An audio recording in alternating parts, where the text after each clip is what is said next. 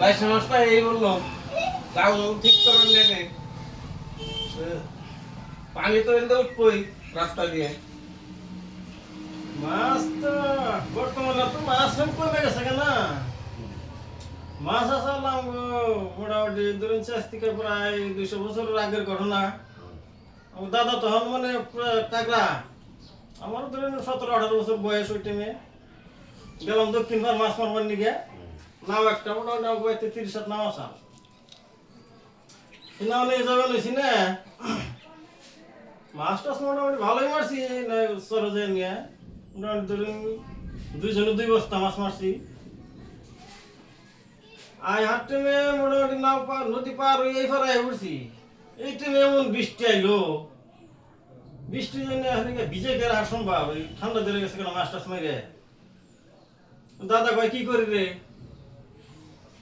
বললাম যে কি করবো মানে নাও ধরো দুজনে, নাও দুজন তো ধরলাম।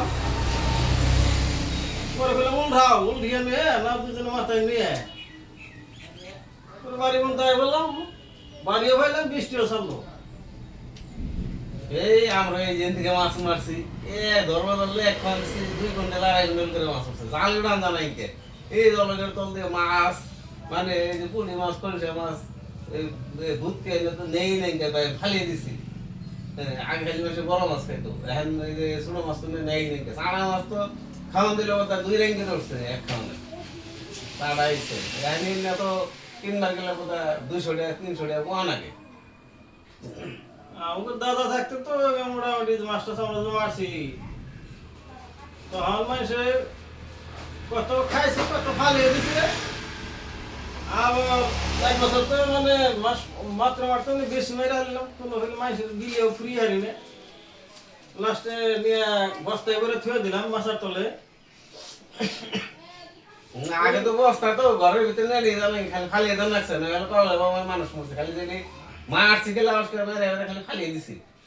রাহন গেছে নি মাছ রাখলে দুনিয়ার মানুষ কলা হাজার হাজার মানুষ মরে গেছে, কেউ মাছ বাইতে হোক আধা নাইকে বৃষ্টি কমে নেই হাওয়া দিয়ে 24 ঘন্টা বৃষ্টি থাকছে, কারের উপর দেওয়া উঠছে।